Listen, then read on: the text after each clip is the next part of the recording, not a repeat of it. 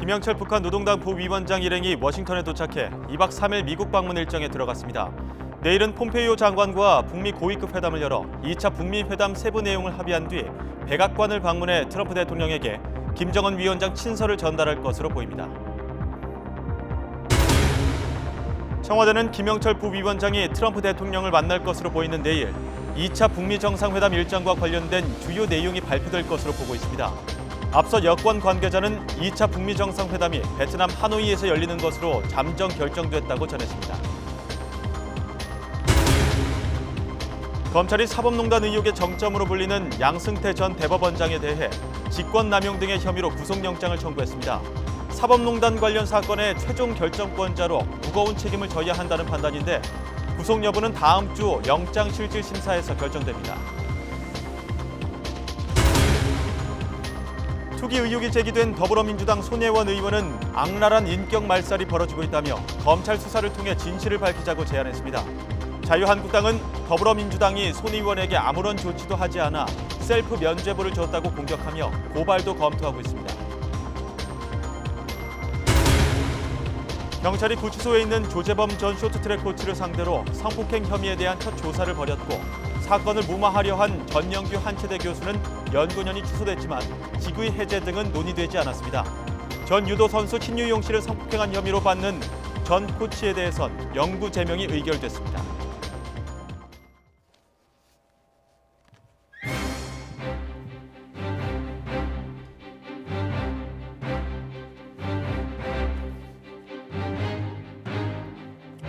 뉴스큐 2부 시작합니다. 미국 워싱턴으로 간 김영철 북한 노동당 부위원장이 2박 3일 일정에 들어갔습니다. 백악관, 또 국무부와 멀지 않은 곳에 숙소도 잡았다고 하는데 고위급 회담에 이은 트럼프 대통령과의 면담을 통해서 2차 북미 정상회담이 확정될지 관심입니다. 먼저 워싱턴 김희준 특파원의 보도입니다. 2차 북미 정상회담으로 가는 징검다리를 놓기 위해 7개월여 만에 워싱턴을 찾은 김영철 노동당 부위원장. 철통경호 속에 미국 측이 준비한 의전 차량에 올라타 공항을 빠져나갔습니다. 여장을 푼 곳은 워싱턴의 중심과 듀퐁 서클 호텔, 백악관과 국무부에서 2-3km 거리밖에 되지 않는 곳입니다. 일단 휴식을 취한 김 부위원장은 방미 이틀째 폼페이오 국무장관과 만나 고위급 회담을 벌입니다. 2차 북미 정상회담의 일정과 장소 등의 세부사항 협의가 최우선 의제입니다.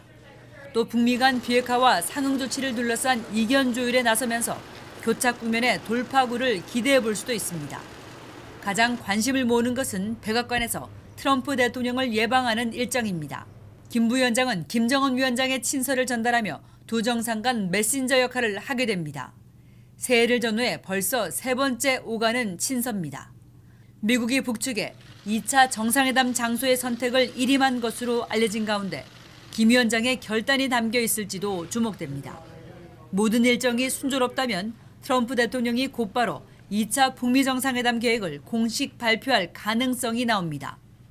2차 북미 정상회담이 다음 달 베트남에서 열릴 것이란 관측들이 조만간 트럼프 대통령의 입을 통해 확인될지 관심이 쏠립니다. 워싱턴에서 YTN 김희준입니다. 네, 정상회담 징검다리를 놓으러 갔다는 김영철 부위원장 일행. 북미 관계 역사상 처음으로 미국의 수도 워싱턴을 직접 방문한 고위 관리라는 기록을 남기게 됐습니다. 북미 관계가 고착된 틀을 깨는 또 하나의 의미로 해석됩니다. LA 김기봉 특파원이 보도합니다. 지난해 5월 말 1차 방미 때 트럼프 대통령의 환대를 받았던 김영철 노동당 부위원장. 이번 2차 방문에서는 이동 경로가 한층 업그레이드 됐습니다. 뉴욕을 통해 입국해 육로로 이동했던 당시와 달리 이번엔 수도 워싱턴 덜레스 공항으로 직접 들어왔습니다.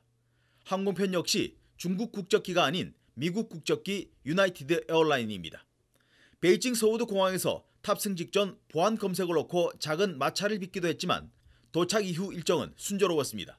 스티브 비건 대북 특별대표의 영접을 받으며 별도 입국 심사 없이 미국 정부가 제공한 차편으로 공항을 빠져나가 워싱턴 시내 호텔에 여장을 풀었습니다. 북한 고위급 인사가 워싱턴에서 묵는 것은 지난 2000년 조명록 당시 제1부위원장 이후 19년 만입니다. 미 정부가 오랜 관례를 깨고 김 부위원장의 워싱턴 직행을 허용한 것은 적극적인 대화 의지의 반영으로 해석됩니다. 북한 입장에서도 유엔 주재 북한 대표부가 있는 뉴욕을 거치지 않고 워싱턴으로 직행한 것은 미국에 상응하는 대화 의지로 보여 2차 북미 정상회담에 대한 긍정의 메시지로 해석됩니다. LA에서 YTN 김기봉입니다. 네, 그리고 북미 고위급 회담을 앞두고 서훈 국가정보원장이 미국을 방문해 한미 정보 라인 간 사전 접촉을 진행한 것으로 알려지고 있습니다. 청와대는 내일 북미 고위급 회담이나 트럼프 대통령 면담 직후에 2차 북미 정상회담 등과 관련된 구체적 일정이 발표될 것에 대비하고 있습니다. 김도원 기자의 보도입니다. 서훈 국가정보원장이 지난주 미국 워싱턴을 다녀온 것으로 알려졌습니다. 서 원장은 지나 헤스펠 미 중앙정보국장 등과 만나 김영철 북한 노동당 부위원장의 방미와 관련한 진행 상황을 공유했을 것으로 보입니다. 2차 북미 정상회담 시기와 장소 등의 일정도 우리 정부에 공유됐을 가능성이 있습니다. 앞서 여권 관계자는 이번 2차 북미 정상회담이 베트남 하노이에서 열리는 것으로 잠정 결정됐다고 전했습니다. 청와대 관계자는 2차 북미 정상회담의 일정을 포함해 가장 중요한 내용이 고위급 회담 직후나 트럼프 대통령 면담 직후인 우리 시각 토요일에 공개될 거라고 말했습니다. 2차 북미 정상회담 일정이 나온다면 청와대도 관련 입장을 발표할 것으로 보입니다. 2차 북미 회담의 의제는 지난해 싱가포르 정상회담 합의문에서 추상적 수준에 머물렀던 4개의 기둥을 구체화하는 데 초점이 맞춰질 전망입니다. 제재 완화를 포함한 새로운 북미 관계 수립과 종전선언을 비롯한 한반도 평화체제 구축, 대륙간 탄도미사일 반출 등 비핵화 방안, 유해 수습 등이 다 포함될 수 있습니다. 북한은 결국 국제제재의 해제를 위해서는 보다 분명한 비핵화 조치가 필요하다는 것을 알고 있고, 그다음에 나는 미국 측에서도 또 북한의 비핵화 조치를 독려할 수 있는 뭔가 상응 조치들이 필요하다는 인식을 함께 갖고 있다고 생각합니다. 2차 북미 정상회담이 발표되면 우리 정부는 본격적으로 김정은 위원장의 서울 답방 시기를 고민하게 될 것으로 보입니다. 청와대 관계자는 이번 주에 열린 3.1절 준비회의에서 지난해 9월 평양 공동선언 내용인 남북 공동기념행사에 관해 논의했지만 김 위원장의 참석을 가정하진 않았다고 설명했습니다. YTN 김도원입니다.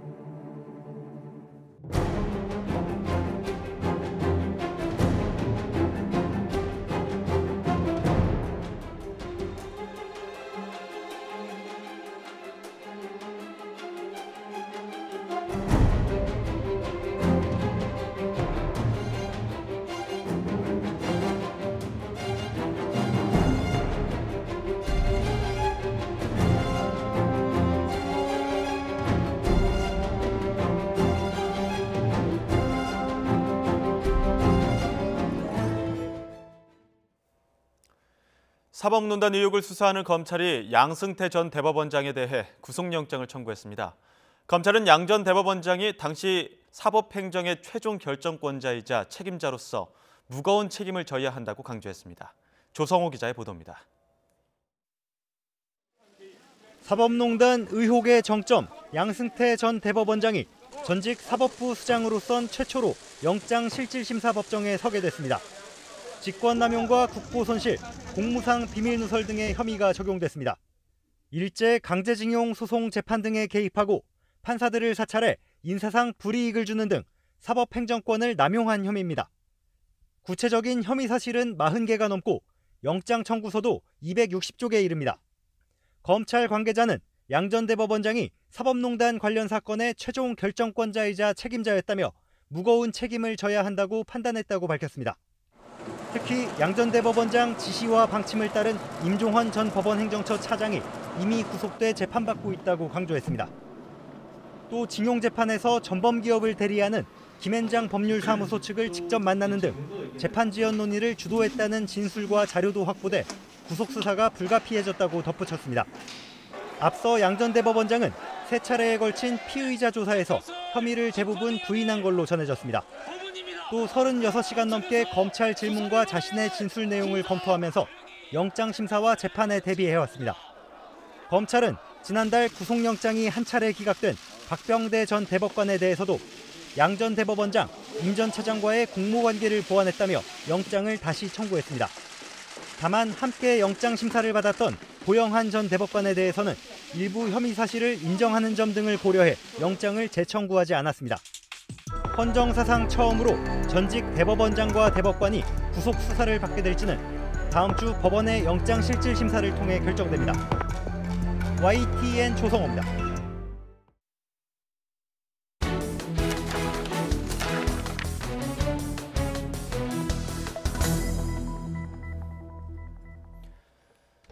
네, 양승태 대법원장에 대한 구속영장 청구 소식 보고 오셨는데요. 취재 기자와 함께 조금 더 자세히 이야기 나눠보겠습니다. 법조팀 강희경 기자 나왔습니다. 안녕하십니까? 네, 안녕하세요. 네, 어제 양 전 대법원장 조서 열람을 마쳤는데 바로 하루 만에 구속영장이 청구가 됐군요. 네, 어제 양승태 전 대법원장이 밤에 11시 반을 넘어서 귀가했습니다. 지난 세 차례 검찰 조사를 받고 조서 열람을 다 못한 부분을 마무리하기 위해서 어제 출석을 한 건데요. 조사를 완전히 마무리한 지 하루 만에 검찰이 영장을 청구한 겁니다. 조서 열람을 제외하면 조사는 사실상 지난 15일에 끝난 상황이었는데요. 내부적으로 영장 청구가 불가피하다는 방침이 일찍이 세워졌던 것으로 보입니다. 조서 열람이 길어질 수밖에 없는 게 구속영장에 포함된 범죄 사실만 40가지가 넘는다. 네, 맞습니다. 직권남용과 국고손실, 공무상 비밀누설 등의 혐의가 이번에 영장에 적용이 됐습니다. 구체적으로 보자면 일제 강제징용 소송 재판과 통합진보당 관련 재판에 개입하고 판사들을 사찰해서 인사상 불이익을 주는 등 사법행정권을 남용한 혐의가 있습니다. 영장에 적시된 범죄 사실만 40여 가지에 달하는 것으로 전해졌는데요. 이런 내용을 모두 포함한 구속영장 청구서는 260쪽에 이릅니다. 예. 그렇다면 이번에 검찰이 영장을 청구한 배경은 뭔가요? 네, 검찰이 설명을 한 것이 양 전 대법원장을 사법농단 관련 사건의 최종 결정권자이자 책임자다 이렇게 규정을 했습니다. 그런 만큼 무거운 책임을 지는 게 당연하다는 게 검찰의 설명인데요. 양 전 대법원장 지시와 방침을 따른 임종원 전 법원행정처 차장이 이미 구속돼 있고 또 강제징용 재판에서 전범기업을 대리하는 김앤장 법률사무소 측을 직접 만났다는 점도 강조했습니다. 양 전 대법원장이 단순히 지시하거나 보고받는 걸 넘어서서 직접 주도하고 행동한 게 진술과 자료로 확인됐다고 설명했습니다. 예. 양 전 대법원장의 이점은 어떻습니까? 아직까지도 전면 부인하고 있는 입장입니까? 네, 검찰이 설명한 것을 말씀드리자면 양 전 대법원장이 혐의를 인정하는 부분은 한 가지도 없다. 이것이 검찰의 설명입니다. 지난 세 차례 검찰 조사에서 양 전 대법원장은 사법농단 의혹을 전부 부인하고 있는 상황인데요. 내용이 기억나지 않는다거나 실무진이 알아서 한 일이라는 취지의 진술을 했고 또 지시하거나 보고받은 적이 없고 죄가 성립되지 않는다고 주장한 것으로도 알려졌습니다. 네, 구속 전 피의자 신문에서 양승태 전 대법원장 측 그리고 검찰 측의 공방도 치열할 것 같은데요. 네, 맞습니다. 앞서 양 전 대법원장은 조사 시간보다도 더 긴 시간 동안 조서 열람에 투자를 했습니다. 조사는 27시간 정도 걸렸는데 조서 열람은 무려 36시간이 넘게 걸린 건데요. 양 전 대법원장이 사실상 검찰의 조사 내용을 모두 암기해서 향후 일정에 대비하는 것 아니냐는 추측이 나오기도 한 이유입니다. 검찰은 구속이 반드시 필요하다는 입장이고 또 이에 맞서서 양 전 대법원장은 혐의 자체를 부인하고 있어서 법정에서는 더 치열한 공방이 오고 갈 것으로 보입니다. 양 전 대법원장 변호인인 최정숙 변호사는 양 전 대법원장이 구속 전 피의자 신문에 참석은 하겠지만 그에 앞서 포토라인에서는 별다른 입장을 밝힐 계획이 없다고 설명을 했습니다. 또 한편 박병대 전 대법관에 대해서도 앞서 영장이 한번 기각됐었는데 네네. 이번에 다시 영장을 재청구했죠? 네, 양승태 사법부 시절 법원 행정처장을 지낸 인물이죠. 박병대 전 대법관에 대해 검찰이 다시 한번 구속영장을 청구했습니다. 앞서 법원은 공모관계 성립을 문제 삼아서 영장을 기각했는데 검찰은 문제를 분석하고 여기에 맞게 추가 수사를 벌였다고 설명했습니다. 또 혐의의 중대성이나 영장 기각 이후 새로운 혐의가 드러난 점도 고려했다고 밝혔습니다. 다만 영장이 함께 기각된 고영한 전 대법관은 일부 혐의 사실을 인정하는 점 등을 고려해서 영장 재청구를 하지 않는 방향으로 결정됐습니다. 양승태 전 대법원장과 박병대 전 대법관의 구속 여부는 다음 주 초쯤 열릴 구속 전 피의자 신문에서 결정될 것으로 보입니다. 네, 헌정사상 전례 없는 일들이 계속 벌어지고 있는데 다음 주 초에 또 어떤 일이 벌어질지 지켜봐야 될 것 같습니다. 네. 지금까지 강희경 기자였습니다. 고맙습니다.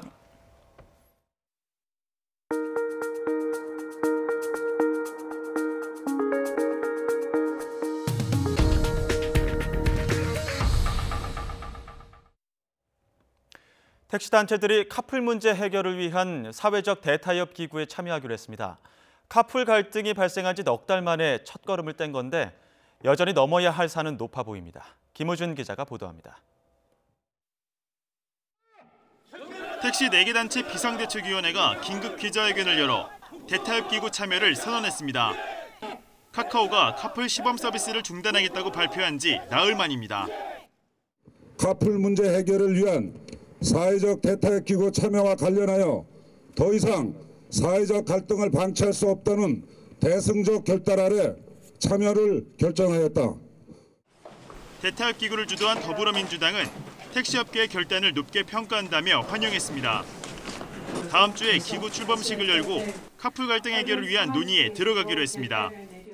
하루에도 몇 번씩 만났고 대화를 했고 또 택시 쪽에서도 사회적 타협 기구에 참여해서 대화를 하는 것 자체는 긍정적인 입장을 그동안 가지고 있었던 걸로 알고 있습니다.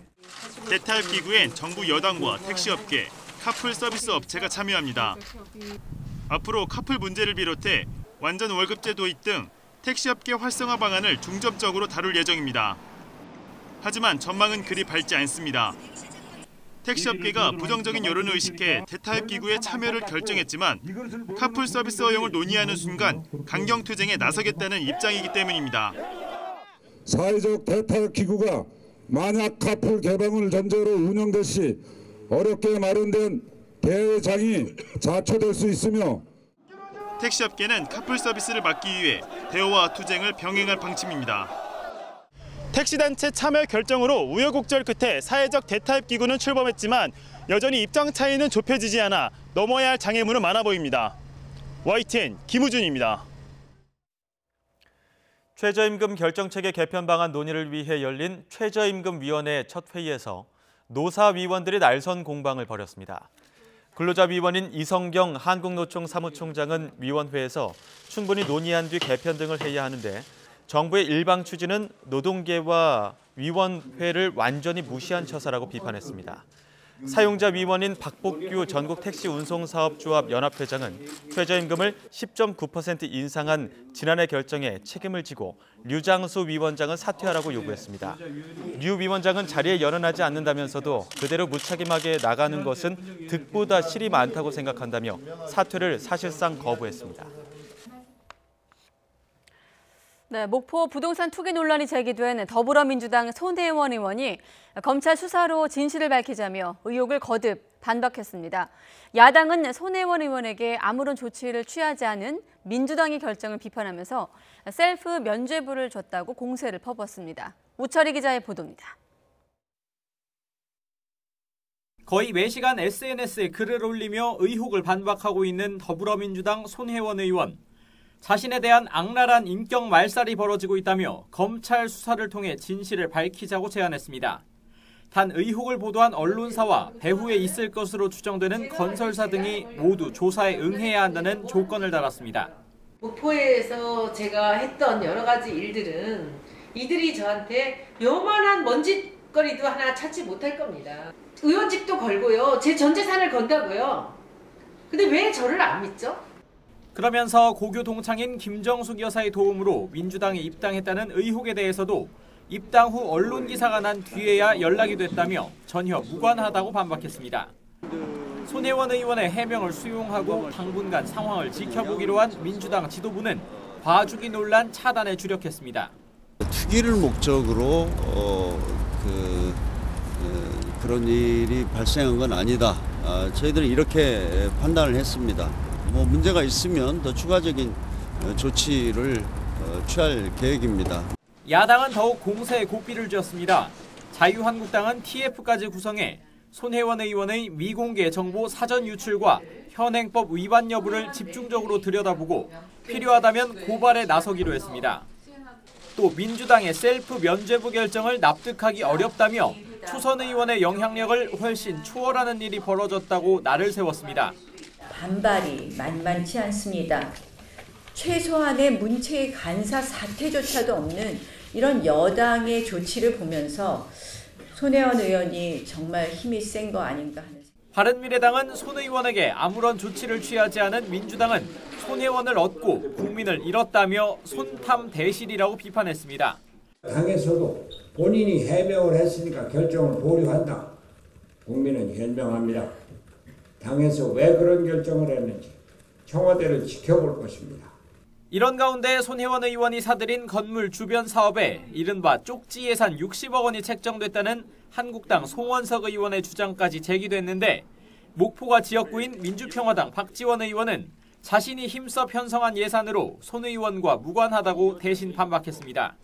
재판 거래 의혹을 받는 서영교 의원은 당직에서 물러난 반면 손혜원 의원에게는 민주당이 아무런 조치를 취하지 않으면서 손 의원에게 야당의 집중 포화가 이어지고 있습니다. YTN 우철입니다. 청와대는 손혜원 의원의 목포 부동산 투기 의혹과 관련해 당에서 판단할 문제라고 밝혔습니다. 김의겸 청와대 대변인은 정례 브리핑에서 별도로 이 문제를 들여다보지 않고 있다며 이번 의혹이 민정수석실 공직감찰반의 중점비리 조사 대상은 아니냐는 질문엔 현재로선 그럴 사안이 아니라고 생각한다고 답변했습니다. 네, 알츠하이머로 투병하고 있다는 전두환 씨가 최근 경찰 경호까지 받으며 골프 여행을 즐긴 것으로 알려지고 있습니다. 그동안 병을 핑계로 재판을 거부했던 전 씨에 대해 어디까지 나랏돈을 들여서 경호를 해야 하는지 논란이 뜨겁습니다. 김주영 기자가 취재했습니다. 강원도 홍천군에 있는 한 골프장 입구가 굳게 닫혀 있습니다. 36홀 규모의 골프장으로 겨울을 맞아 휴장 중인데 지난달 6일 이곳에 전두환 씨가 부인 이순자 씨와 함께 나타난 것으로 전해졌습니다. 알츠하이머 병에 걸렸다는 전두환 씨는 종일 골프를 치고 점수 계산까지 스스로 했다는 주장도 나옵니다. 저는 드릴 말씀이 없습니다. 전두환 씨가 움직이자 평소 경호를 담당하는 경찰관 4명도 차량 2대에 나눠 골프장을 방문한 것으로 확인됐습니다. 경찰 관계자는 근접 경호를 하고 있는 만큼 경호 대상이 움직이면 따라갈 수밖에 없다고 설명했습니다. 하지만 논란이 거셉니다. 전두환 씨는 5.18 민주화 운동 당시 헬기 사격 사실을 증언한 고 조비오 신부의 명예를 훼손한 혐의로 재판에 넘겨졌지만 병을 핑계로 재판에 나오지 않고 있습니다.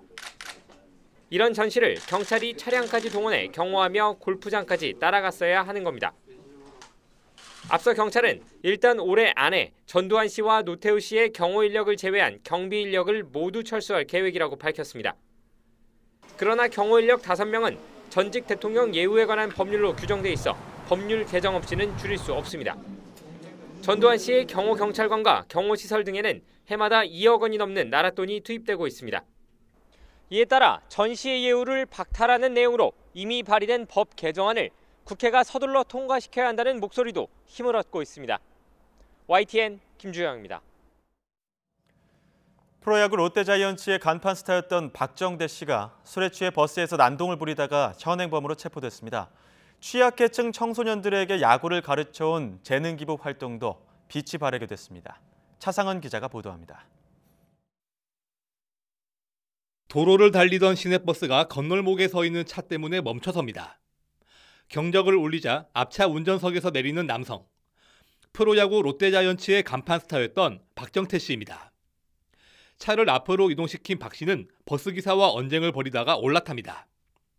잠시 뒤 박 씨는 달리는 버스의 핸들을 여러 차례 꺾어버립니다. 흔들리는 버스의 놀란 승객이 박 씨를 막아서고 나서야 난동은 끝이 납니다. 박 씨는 신고를 받고 출동한 경찰에 현행범으로 체포됐습니다. 박정태 씨의 사건 당시 혈중 알코올 농도는 0.131%로 면허 취소 수준이었습니다. 10m가량 차량을 직접 운전해 이동시키면서 음주운전 혐의까지 추가됐습니다. 박 씨는 차 안에서 대리운전 기사를 기다렸던 것으로 알려졌습니다. 원활하게 있어야 하니까 깜깜하게 보면서 해주면 이름에서 서로. 박 씨는 선수 시절 골든글러브를 5차례 받는 등 뛰어난 실력과 승부 근성으로 사랑을 받았습니다.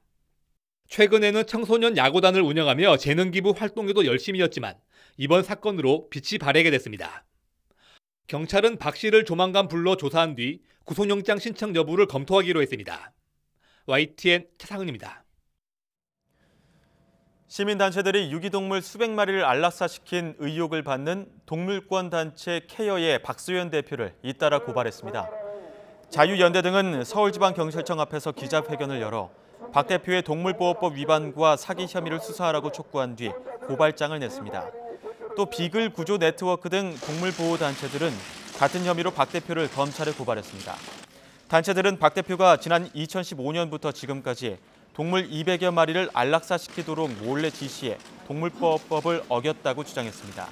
또 이런 사실을 숨긴 채 안락사 없는 보호소를 표방하며 후원금을 받아 챙겨 후원자들을 속였다고 지적했습니다.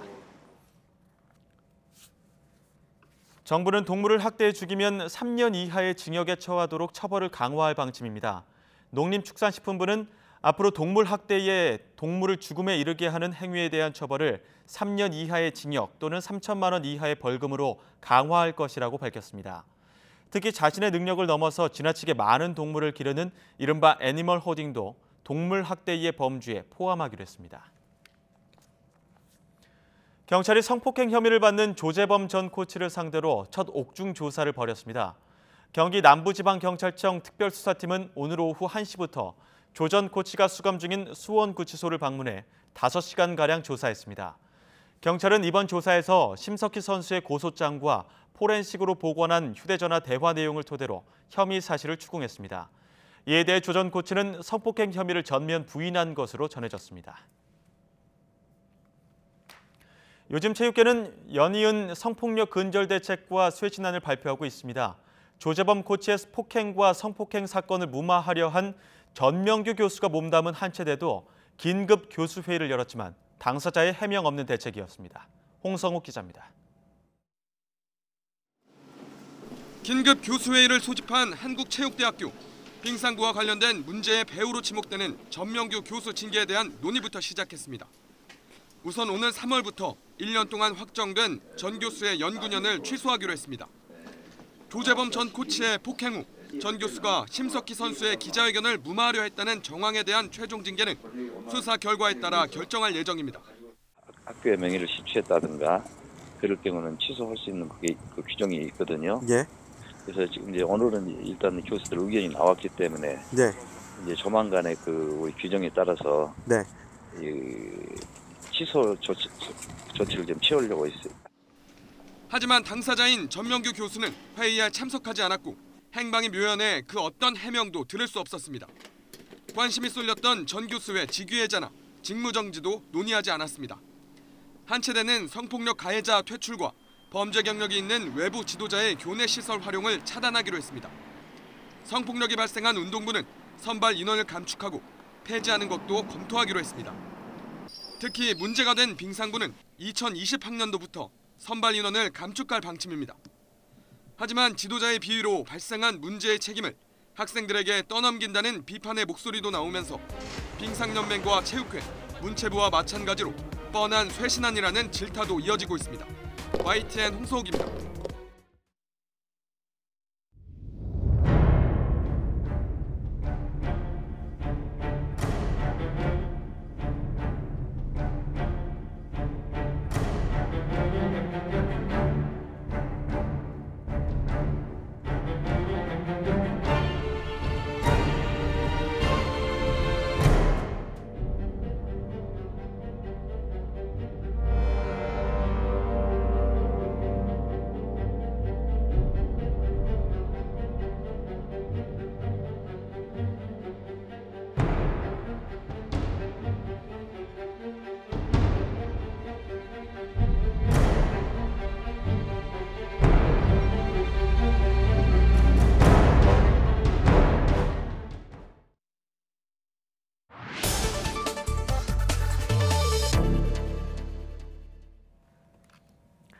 네, 이렇게 심석희 선수의 고백에 용기를 얻었다면서 이 성폭행 피해를 폭로했던 전 유도 선수 신유용 씨. 성범죄 전문 변호사로 활동하고 있는 이은희 변호사가 신 전 선수를 무료 변론하겠다고 나서 관심입니다. 오늘 퀵터뷰는 이은희 변호사 연결해서 말씀 나눠보도록 하겠습니다. 네, 변호사님 안녕하십니까? 네, 안녕하세요. 네, 바로 여쭤볼게요. 이렇게 무료 변론에 나서게 된 계기가 있었을까요? 일단 제가 여성가족부 성폭력 피해자 무료 법률 지원 담당 변호사로 지정이 되어 있고요. 네. 그러니까 제가 그게 업으로서 이제 전업으로 하고 있지는 않지만 어쨌든 그런 법률 지원을 할 수 있는 위치에는 있습니다. 네. 그래서 여성가족부에 기한을 해서 진행을 하겠다라는 일단 의사표명을 한 거고, 혹시라도 그게 안 된다고 하더라도 지원하겠다, 이제 얘기는 여기까지 되어 있는 상황이고요. 예. 지금 이제 이 얘기를 15일 저녁에 신유용 선수가 와서 이제 이야기를 했을 때, 우리가 이제 되게 쉽게 사회를 비판하면서 이제 사회에 대해서 안 좋은 이야기가 나올 때는 이걸 듣고 쉽게 비판을 합니다. 왜냐하면 이 사회가 망가져 있는 것과 나 자신은 좀 띄워놓고 생각을 하는 거죠. 사회는 네. 이상하고 나는 이상하지 않아라고 생각하지만, 저도 이제 올해 46인데 이 정도 나이가 되면 우리 사회가 가지고 있는 약간 왜곡된 모습에는 우리 각자는 이 정도 나이의 연배에 있는 사람들은 다 책임이 조금씩 있는 겁니다. 가령 예를 들면 우리 다 금메달에 환호하고 1등에 환호하고, 사실은 그 과정에 대해서 환호하기보다는 어떤 결과물에 굉장히 집착하고, 그동안 이런 사건들이 처음 이야기가 나온 게 아닙니다. 사실 10년 전에도 이런 이야기들이 있었고 수년 전에도 계속 반복적으로 나오는데 네. 우리가 되게 쉽게 잊어버리죠. 그래서 그런 부분에 있어서는 우리 모두가 좀 함께 출금을 통감해야 되지 않겠나라는 생각이 있었습니다. 네, 그러니까 기성세대의 한 사람으로서 40대로서 좀 신 전 선수를 바라보기 좀 미안한 마음이 좀 있었다, 이런 말씀이시군요. 네, 그렇습니다. 네, 그래도 또 신 전 선수 입장에서는 그냥 이렇게 변론을 맡아달라고 말하기가 조금 또 어려울 수도 있는 상황이다 보니까 직접 모금 운동에 나서겠다고 했지만 또 이것도 거절하셨다고 들었거든요. 모금 운동에 나서겠다고 한 건 신 선수이기보단 신 선수 주변의 분들이고요. 네. 사실 신 선수는 아직까지도 굉장히 지금 이 여러 가지 상황들이 나이가 어리기 때문에 굉장히 충격도 좀 있고 스트레스도 있고 그런 상황이라 그런 것들을 스스로 이야기하고 있거나 그런 건 아닙니다. 다만 네. 제가 신 선수한테 얘기를 했던 부분은 모금 운동까지를 할 필요는 없을 것 같다. 왜냐하면 결론적으로 가장 비용이 많이 들어가는 건 어쨌든 변호사 비용이 될 텐데, 그 부분에 있어서 이거를 뭐 사선으로 받지 않는다고 해서 덜 열심히 하거나 네. 덜 뭐 지원할 게 아니기 때문에 그렇게 하기보다는 그냥 이대로 가는 게 낫지 않겠냐라고 얘기를 한 상황입니다. 네, 그렇군요. 네, 아마 이 오늘 방송도 신 전 선수가 지켜보고 있지 않을까, 또 그런 변호사님의 또 생각이 다시 한번 또 읽히지 않을까, 이런 생각이 드는데, 변호사님의 경우 지금은 이제 성범죄 전문 변호사로 잘 알려져 있지만 개인적인 어떤 사연 때문에 또 특히 이런 문제에 좀 더 들여다보고 공감하고 계시다고 들었거든요. 네. 이 피해자들은 전문가가 아닙니다. 법률 전문가도 아니고, 그러니까 당연히 어떤 수사 관행 혹은 수사 과정 같은 것들에 익숙할 수가 없습니다. 네. 언론이 이렇게 스포트라이트를 비추고 뭔가를 물어볼 때 자기한테 이상하게 오독이 되거나 뭐 잘못 읽혀질 수 있는 것들에 대해서 굉장히 무방비 상태로 서서 이야기를 하게 되고요. 이렇게 자기는 알고 있는 굉장히 억울한 사정들에 대해서 사실 모두가 다 알고 있는 것들도 그 모두가 침묵하는 것들도 바라보게 됩니다. 네. 그래서 그 과정 안에서 현실적인 어려움들도 겪게 되고 어떤 마음의 고통도 크기 때문에 그런 부분들이 많이 공감되고 떠오르고 했습니다. 네, 제가 조금 피해를 당한 부분이라 돌려서 여쭤봤는데 과거에도 개인적인 어떤 피해 상황도 있었다고 들었습니다. 네. 네, 그런 부분들도 좀 영향을 미쳤던 게 아닐까, 이런 생각이 드는데요. 아무래도 이제 이게 법리적으로 보고 현재 한국에서 그동안 관행적으로 되어오던 부분들은 마치 뭔가 피해자가 가해자 쪽에서 뭔가 이 사람에게 터치하거나 이 사람에게 네. 어떤 가해를 하면 즉각적으로 피해자가 왜 반응을 해야 되고 신고를 해야 되고 뭔가 피해자다움에 대해서 많이 강조를 하는데, 실제로 피해자들은 가불관계 안에 이렇게 있을수록, 그게 나이가 자기가 더 어릴수록, 그리고 그게 만약에 더구나 미성년자인데 그 피해가 이제 뭔가 나의 보호자 역할, 나를 뭔가 나에게 지시를 하고 나를 보호하고 해야 되는 사람으로부터 이런 일들이 있을 때 네. 뭔가 어찌 해야 될지를 모르는 상황들이 되게 많습니다. 그런 부분들에서 굉장히 더 공감이 됐습니다. 이런 네. 것 때문에 혹시라도 피해를 볼까 봐 이게 억울한 일들이 소명이 되지 않을까 봐 걱정이 많이 됐습니다. 그렇군요. 자, 오늘은 뭐 신유용 전 선수에 대한 어떤 무료 변론을 이유로 저희가 인터뷰를 요청했지만 전화 연결을 한 김에 여성 범죄 이제 피해자들의 경우 선뜻 이렇게 나서지 못하는 게 현실이지 않겠습니까? 여건상 네. 이런 분들에게 좀 해주실 말씀도 따로 있을 것 같아요.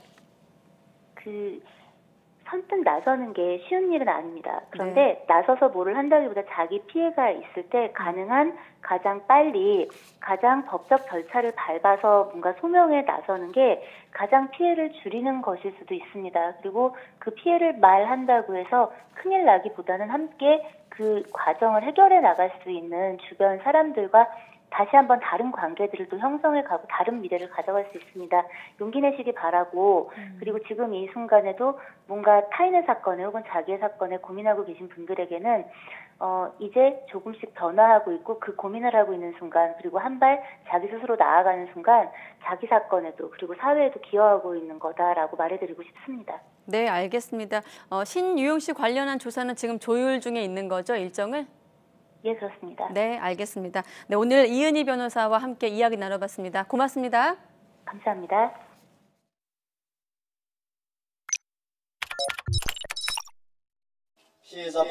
성폭력을 뿌리겠다는 폭력 근절을 위한 저도 뭐 대책 좀 마련하려고 여러 분야에서 얘기를 듣는데 사실 그 내용들 10년 전에 얘기했던 거고요. 지금까지 계속 얘기했는데 더 중요한 거는 10년 전에 얘기를 왜 오늘 또 하고 있냐. 이제 피해를 당했는데 왜 보고를 안 했다면 왜 안 하셨습니까? 아무것도 해결되지 않을 거라고 생각되기 때문이다.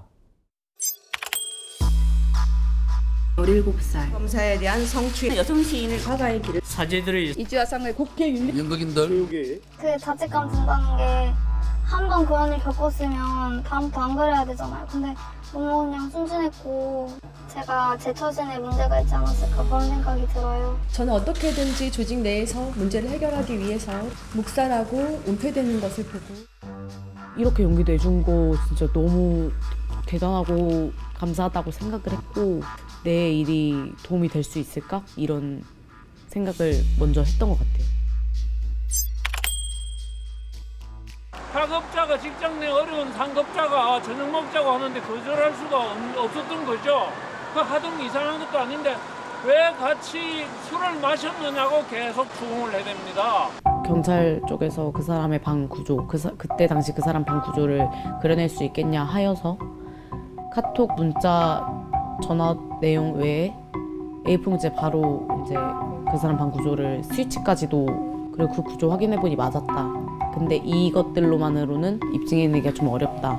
피해를 당한 내가 무슨 증거를 찾아야 되고 왜 내가 이 사실을 계속 기억해서 요구해야 하는지에 대한 현실에 많은 붕괴를 느꼈습니다. 즉시 신고를 하지 않았던 부분은 본인도 추행을 즐겼던 거 아니냐 이런 얘기까지. 그 악의적인 소문, 그다음에 허위 사실, 그리고 이제 사적인 정보들이 유출이 되고 있는데 어떻게 지내고 있냐라든가 실은 이제 이런 것들이 걱정돼서 물어보시는 거지만 실제 피해자가 그런 부분들이 뭐라도 언급되는 순간 굉장히 오독이 되고 그걸로 인해서 악플이 달리고 말투와 행동이 피해자다운 처참함을 갖췄는지 여부에 따라서 진짜 피해자인지 아닌지를 평가받죠. 전혀 그들의 잘못이 아니니까 용기 내서 같이 한 목소리를 진실을 이야기하기 위해서 정의를 이야기하기 위해서 자신의 모든 것을 걸어야 하는 시대는 이제는 끝나야 합니다. 저는 그렇게 생각합니다.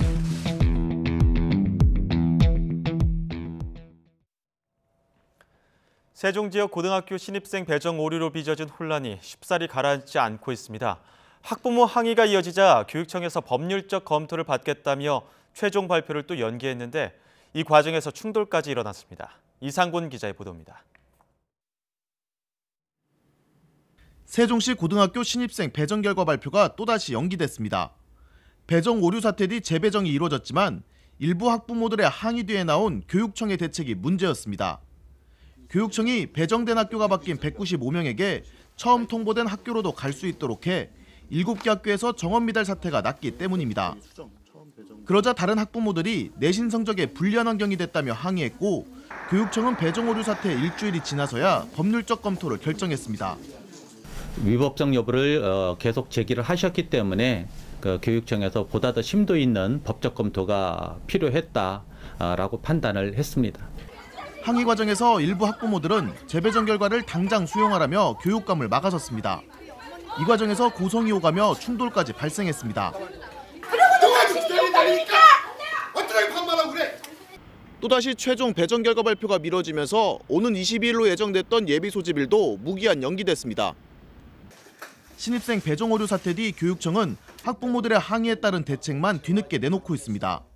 교육행정의 원칙이 무시됐고 결국 혼란만 키웠다는 비판이 나오고 있습니다.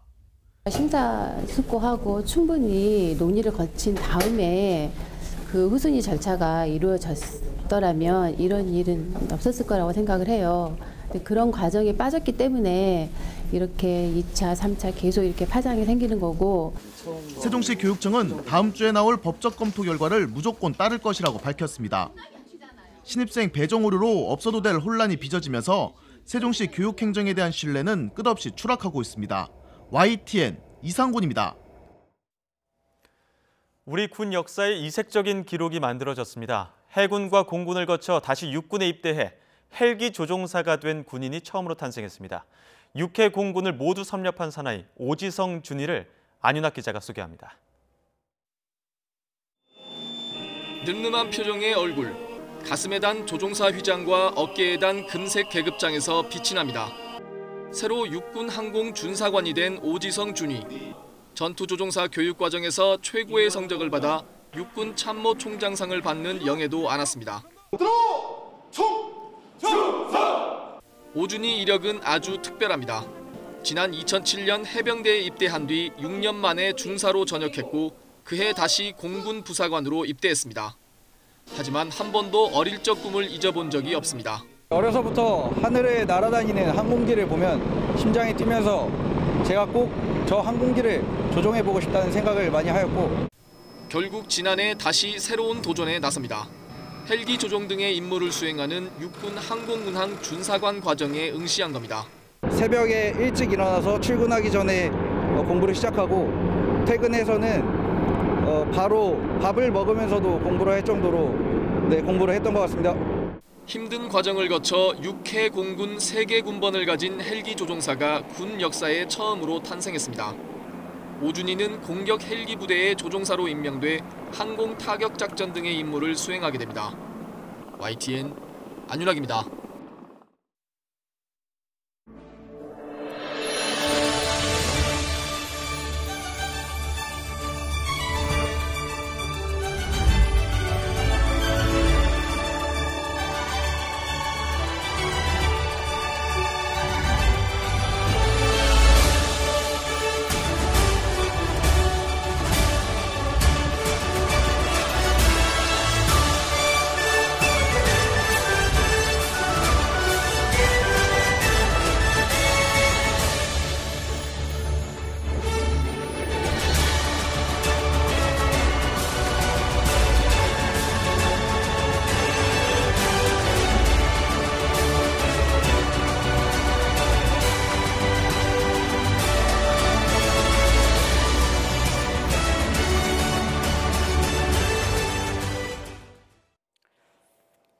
네, 2007년 세계 최초로 히말라야 8,000m 16좌 완등이라는 대기록을 달성한 대한민국 대표 산악인 엄홍길 대장입니다.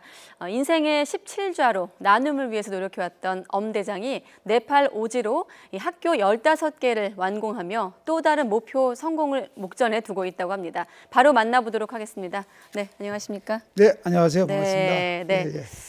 일단 새해 복 많이 받으시고요. 네, 새해 복 많이 받으시고 좀 시간이 흘렀지만 지금 듣기로는 강원도 태백에서 지금 상암동으로 서울 상암동으로 오셨다고 들었는데 태백에서 뭐 하시다고 오시는 길인가요?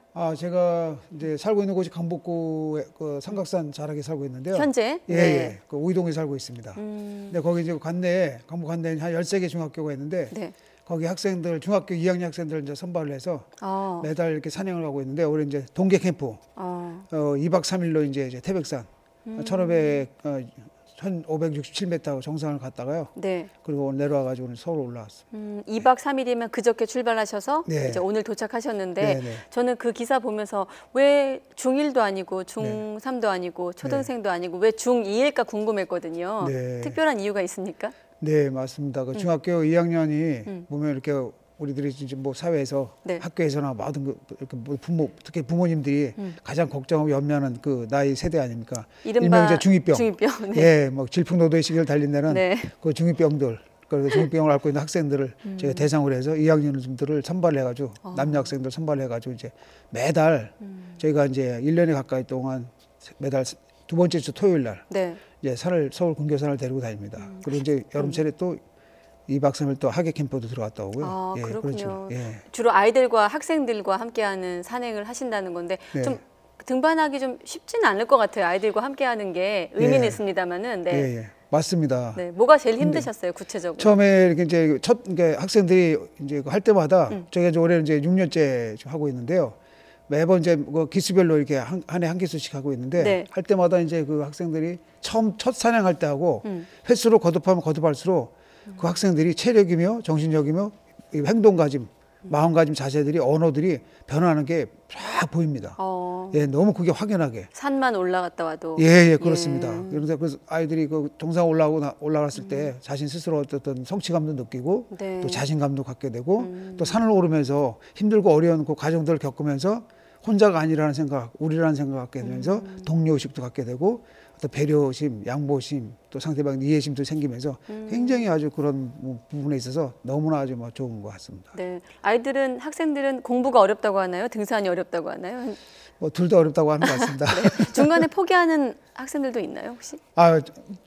포기하는 학생들은 없어요. 저희가 끝까지 다 이렇게 케어를 해서 올라가거든요. 그렇군요. 시간은 물론 많이 걸리지만 네. 어쨌든 함께 하나가 돼서 같이 올라간다는 그런 생각을 심어주거든요. 네. 그리고 우리는 하나다라는 생각을 갖고서 함께 오른다고 생각하기 때문에 나고자 없이 항상 저희가 마지막까지 다 챙겨서 같이 올라갑니다. 그럼 2007년 이제 히말라야 등반 16자 완등 이후에 네. 계속 이렇게 아이들과 함께하는 캠프라든지 이런 활동을 하고 계신 건가요? 또 어떤 일 하고 계세요?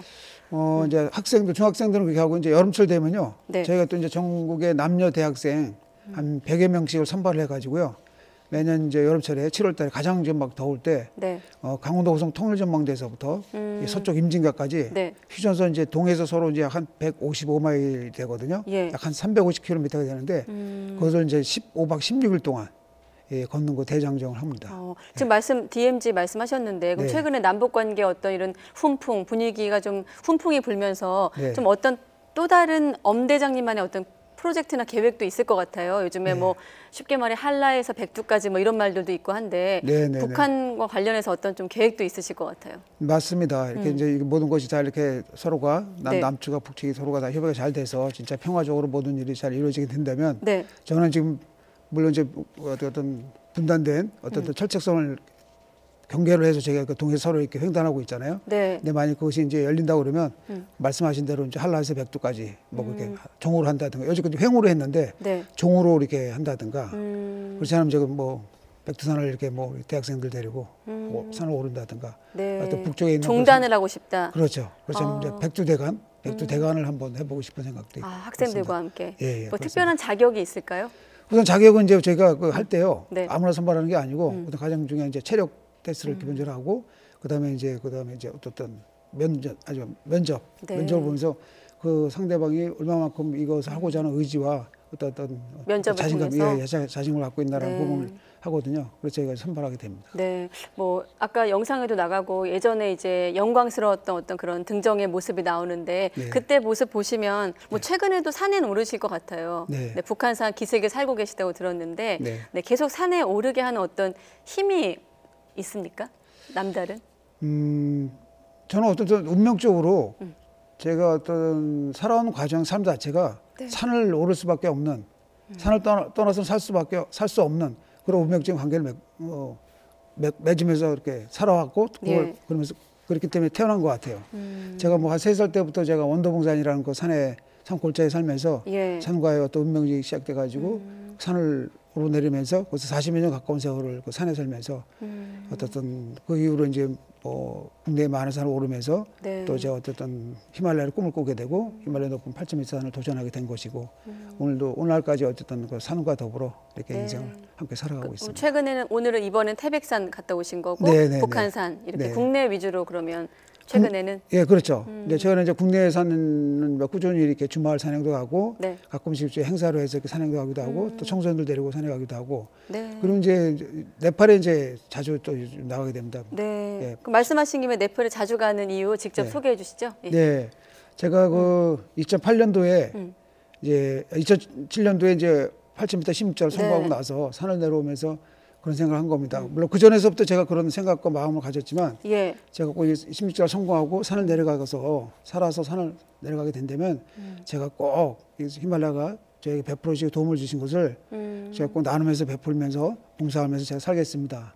그래서 제가 이제 꿈을 이루고 살아서 산을 내려왔지 않습니까? 네. 히말라야가 제게 꿈을 이루게 해주고 제가 원한 바를 들어주신 거 아니겠어요?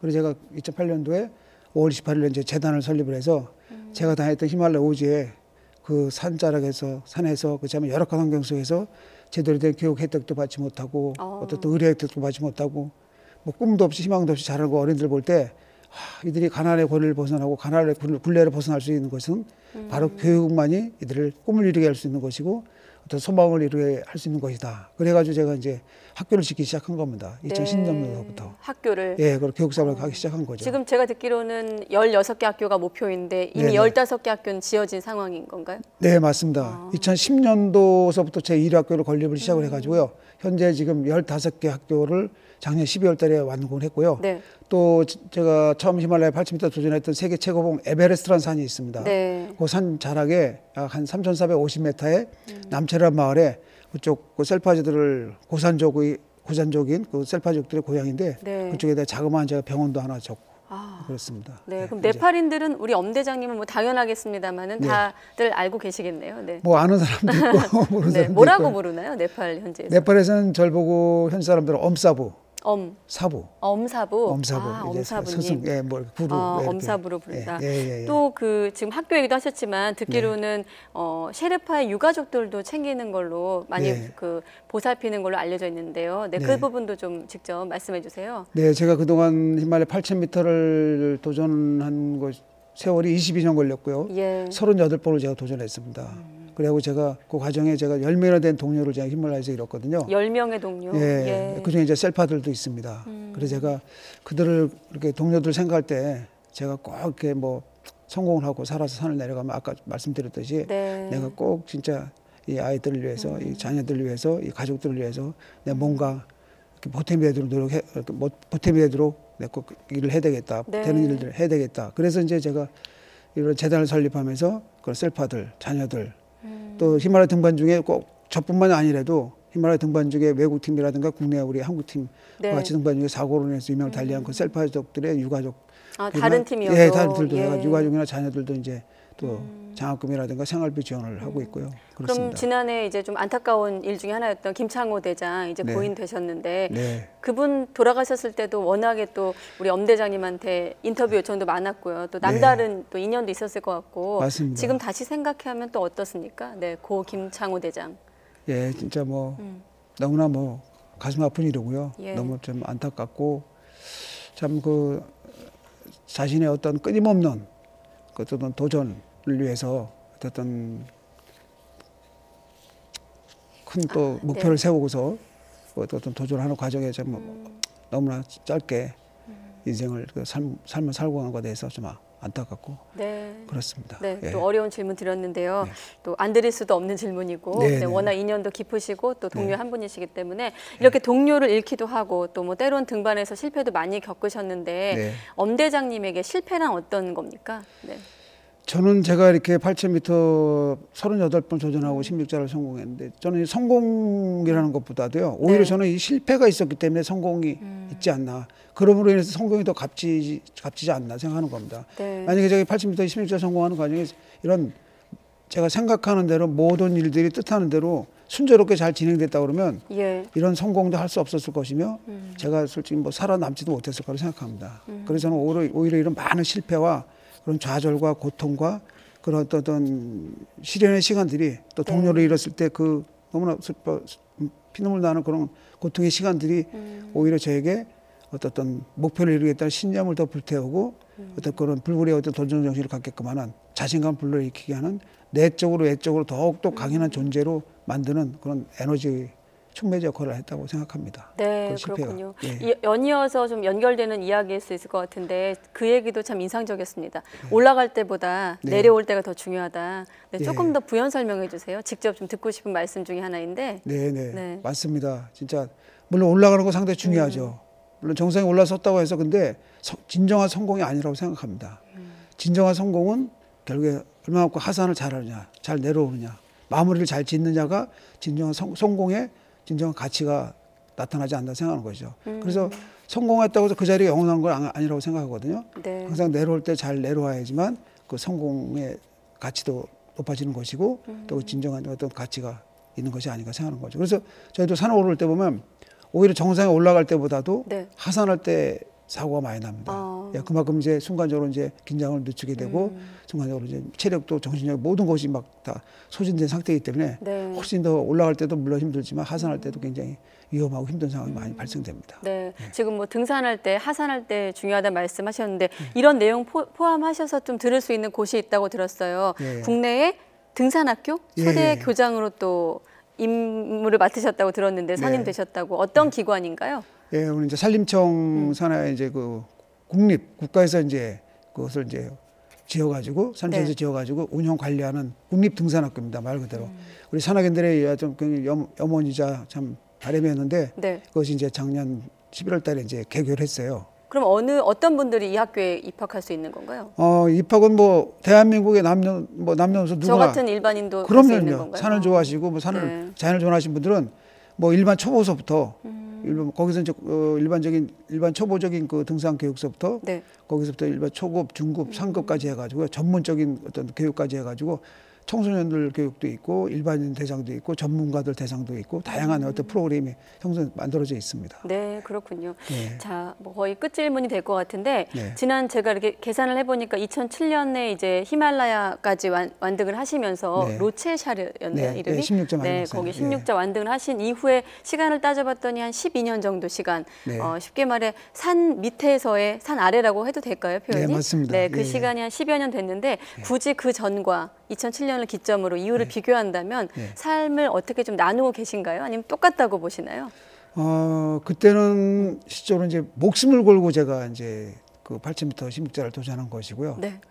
이제는 이제 산을 내려와서 말씀하신 대로 제2의 인생 이제 17자를 도전하고 있는데요. 이것은 뭐 위험한 일은 아니거든요. 뭐 목숨을 걸고 하는 건 아니지만 이거 역시도 제가 매번 학교 하나를 지을 때마다 또 지금 어몽길 힘원 재단을 설립을 해서 제가 이런 또 하고자 하는 일들을 뭐 네팔 지역의 교육사업이라든가 유가족 지원사업이라든가 국내 우리 청소년들이라든가 일반인들 대상으로 어떤 자연을 통해서 산을 통해서 여러 가지 하는 일에 대해서 모든 부분들이 이제 재단에서 여기서 이제 많은 후원자분들이 성원해 주신 분들이 또 많이 도움을 주신 그런 분들의 힘이 염원이 기원이 함께 합쳐져서 그분들의 어떤 사랑하는 마음 봉사하는 마음이 다 이렇게 모아져서 이런 일이 가능하다고 생각합니다. 그래서 제가 인생 17자 역시도 진짜 내가 그런 8,000m 산을 오른다는 그런 어떤 오를 때 그때 마음가짐 자세를 가지고 또 신념을 가지고 제가 지금 도전하고 있습니다. 다시 오른다는 마음이 또 그렇죠. 귀에 들어옵니다. 네, 맞습니다. 네, 알겠습니다. 우리가 흔히 얘기가 산으로 가면 안 된다고 하는데 오늘은 산으로 갈 수밖에 없는 대담이었습니다. 오늘 오랜만에 어몽길 대장과 이야기 나눴습니다. 고맙습니다, 대장님. 네, 감사합니다. 나마스테입니다. 네.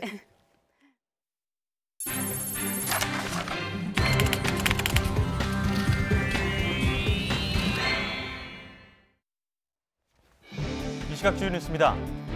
김영철 북한 노동당 부위원장 일행이 워싱턴에 도착해 2박 3일 미국 방문 일정에 들어갔습니다. 내일은 폼페이오 장관과 고위급 회담을 열고 2차 북미 회담 세부 내용을 협의한 뒤 백악관을 방문해 트럼프 대통령에게 김정은 위원장 친서를 전달할 것으로 보입니다.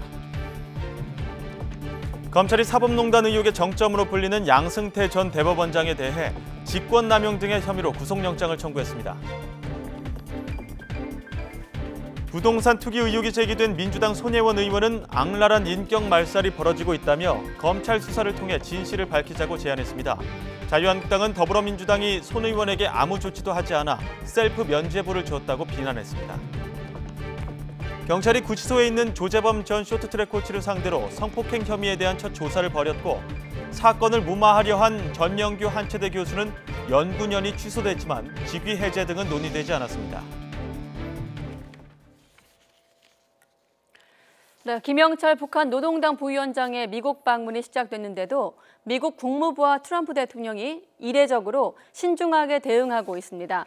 이는 지난해 11월 8일 폼페이오 장관과 김 부위원장의 뉴욕 고위급 회담 일정이 잡혔을 당시 미국의 대응과는 사뭇 다른 겁니다. 도널드 트럼프 대통령도 김영철 부위원장의 방미와 관련해 아무런 언급을 하지 않고 있습니다. 미국 측의 신중한 반응은 일단 지난해 11월 북미 간 회동이 한 차례 무산된 데 따른 학습 효과도 작용한 것으로 해석되고 있습니다. 청와대는 북한 김영철 부위원장이 트럼프 대통령을 만날 것으로 보이는 내일 2차 북미 정상회담 일정과 관련된 주요 내용이 발표될 것으로 보고 있습니다. 청와대 관계자는 2차 북미 정상회담의 일정을 포함해서 가장 중요한 내용이 고위급 회담 직후나 트럼프 대통령 면담 직후인 우리 시각으로 토요일 공개될 것이라고 밝혔습니다. 2차 북미 정상회담 일정이 나온다면 청와대도 관련 입장을 발표할 것으로 보입니다. 앞서 여권 관계자는 이번 2차 북미 정상회담이 베트남 하노이에서 열리는 것으로 잠정 결정됐다고 전하기도 했습니다. 전직 사법부 수장 가운데 사상 처음으로 구속 갈림길에 선 양승태 전 대법원장이 영장실질심사에 참석한다는 뜻을 밝혔습니다. 양 전 원장의 변호인인 최정숙 변호사는 취재진에게 양 전 대법원장이 구속 전 피의자 신문에 참석한다고 밝혔습니다. 다만 포토라인에서 말하는 게 적절하지 않아 아무 말도 하지 않을 예정이라고 밝혀 지난 11일 검찰 출석 때와 마찬가지로 기자들 질문에 아무 대답 없이 법정으로 향할 것으로 보입니다. 어린 나이에 일본으로 끌려가 강제 동원됐던 근로정신대 피해자들에게 전범기업 후지코시 측이 배상을 해야 한다는 법원의 판단이 나왔습니다. 1심에서 이미 승소한 적이 있지만 항소심 판결이 나오기까지 무려 4년 넘게 걸렸습니다. 김대겸 기자가 보도합니다.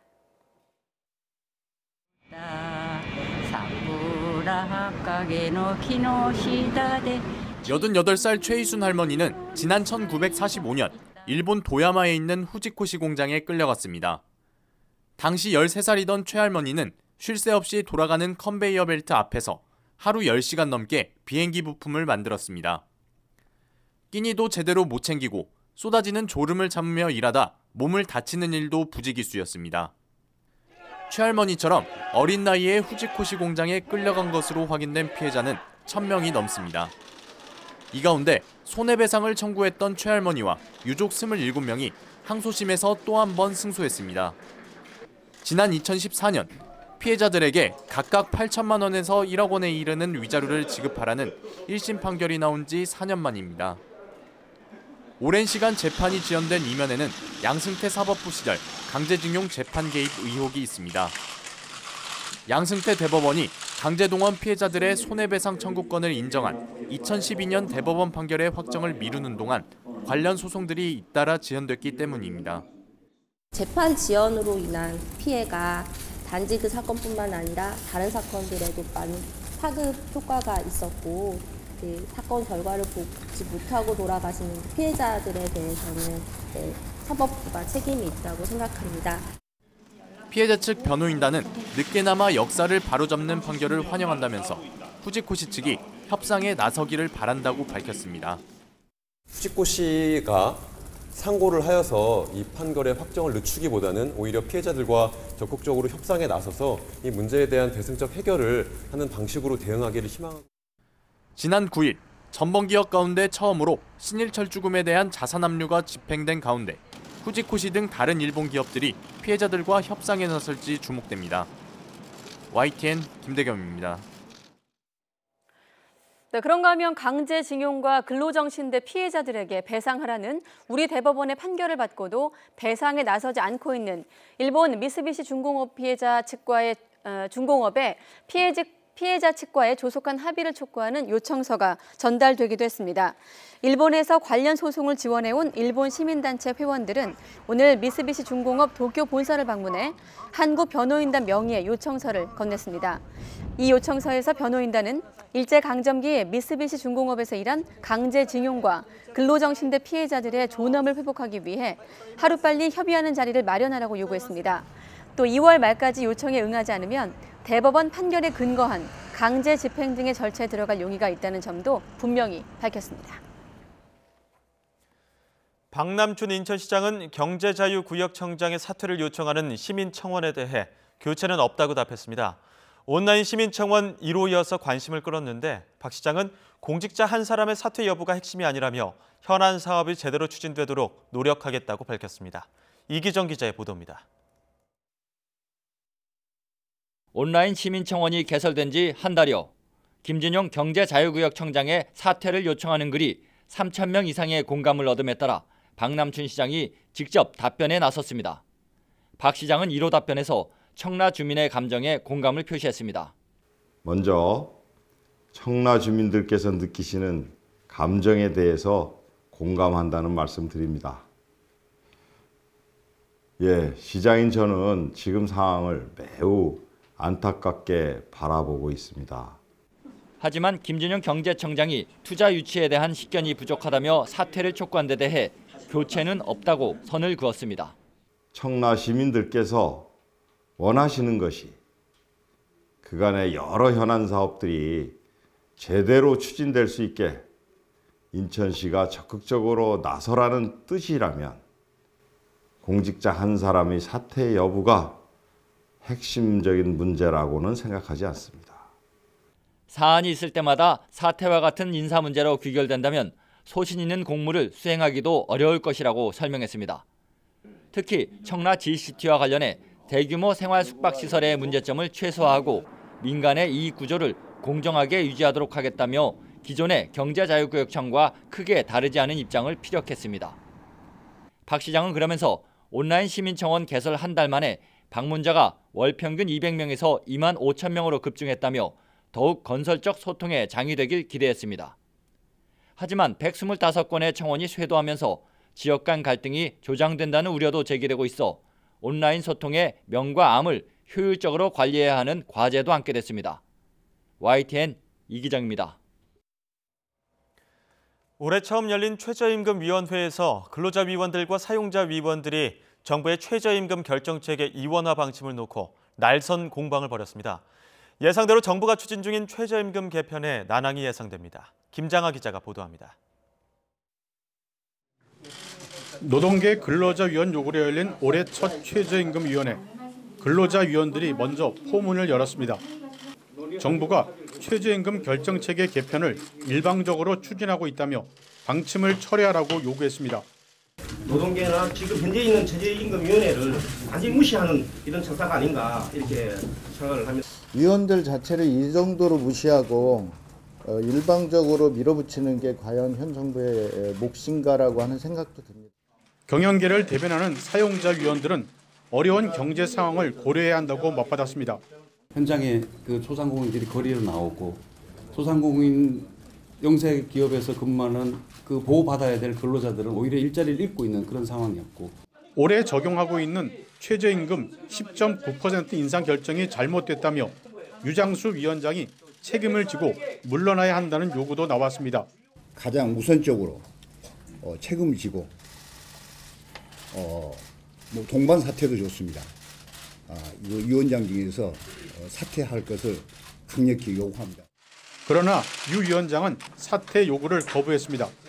그대로 이렇게 무책임하게 나는 것은 이건 저는 득보다 실이 많다는 판단이고요. 그런 부분은 저희들에게 맡겨주시면 고맙겠습니다. 최저임금위원회 위원들이 첫 회의부터 날카롭게 대립하면서 최저임금 결정 과정에 난항을 예고했습니다. YTN 김장하입니다.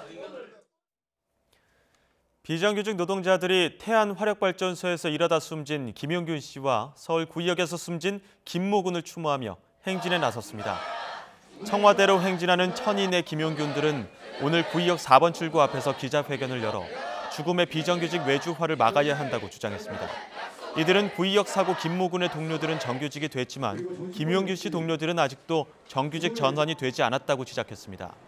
그러면서 여전히 정부는 김용균 씨 사고와 관련해 소극적으로 대처하고 있다면서 기간제법과 파견법을 없애 제2의 김용균을 막아달라고 촉구했습니다.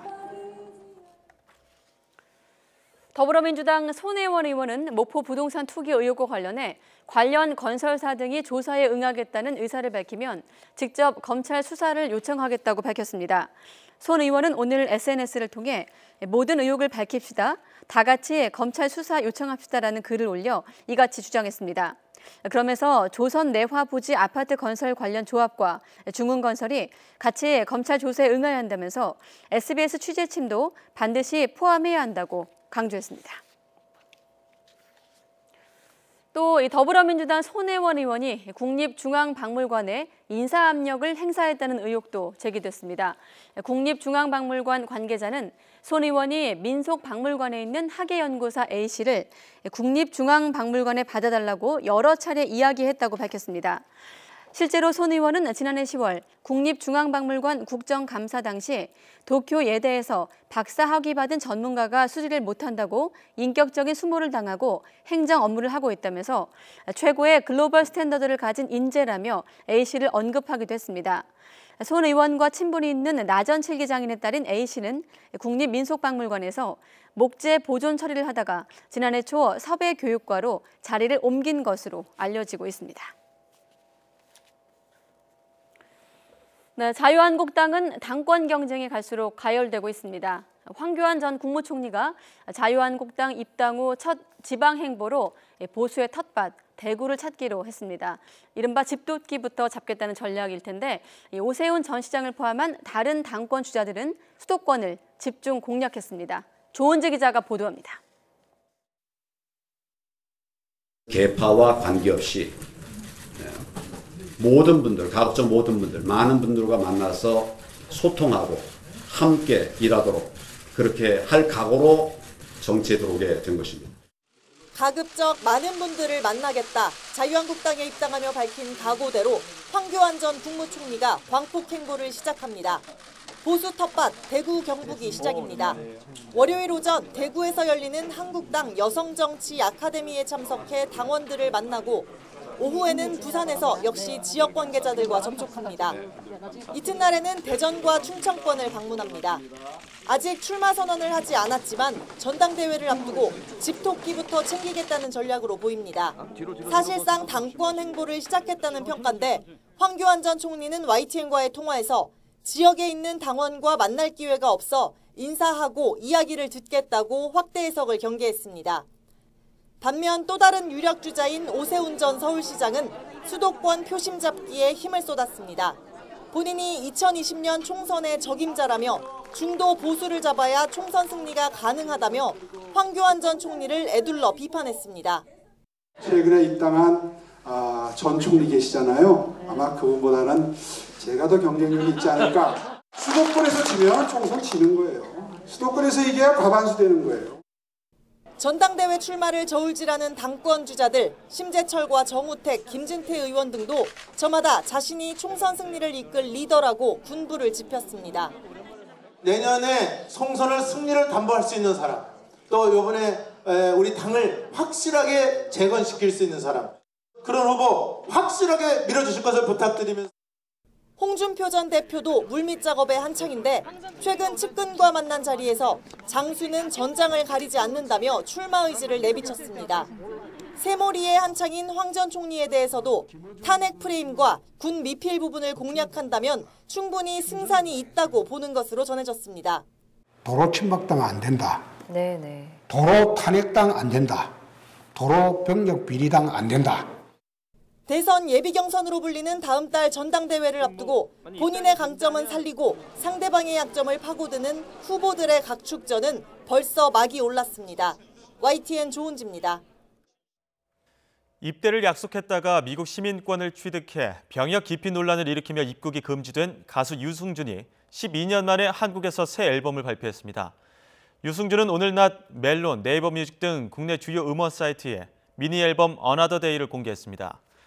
유승준이 국내에서 신보를 내는 건 2007년 이후 12년 만으로 새 앨범엔 동명 타이틀곡을 비롯해 모두 4곡이 담겼습니다. 유승준은 신곡에서 지난달을 되돌리고 싶고 다시 사랑받고 싶다고 호소합니다. 음반이 공개되자 병역 기피를 지적하는 비난과 오랫동안 기다렸다는 지지 의견으로 누리꾼 반응은 엇갈리고 있습니다. 유승준은 지난해 11월 국내 컴백을 시도했지만 비난 여론에 무산됐고 이번에도 대형 유통사들이 선뜻 나서지 않으면서 소규모 회사가 유통을 맡은 것으로 알려졌습니다.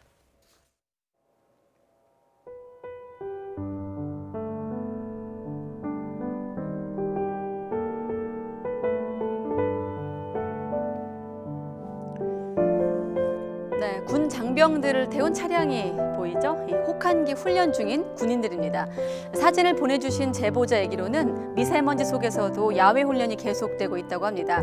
마스크조차 쓰지 않고 미세먼지에 오랜 시간 노출되어 있는 장병들이 더 많다는 것이 제보자의 전언. 국방부는 미세먼지 경보가 발령될 경우에 원칙적으로 야외 훈련을 금지하고 있고 공기청정기도 실내에 들이고 또 마스크 보급도 확대하는 등 대책을 내놓고 있긴 한데 장병들이 느끼는 현실은 대책과 거리가 있어 보입니다. 주말에도 전국 미세먼지 농도는 나쁨입니다. 뉴스 큐레이터 오늘은 시청자 여러분의 사진 소개해드리고 있습니다.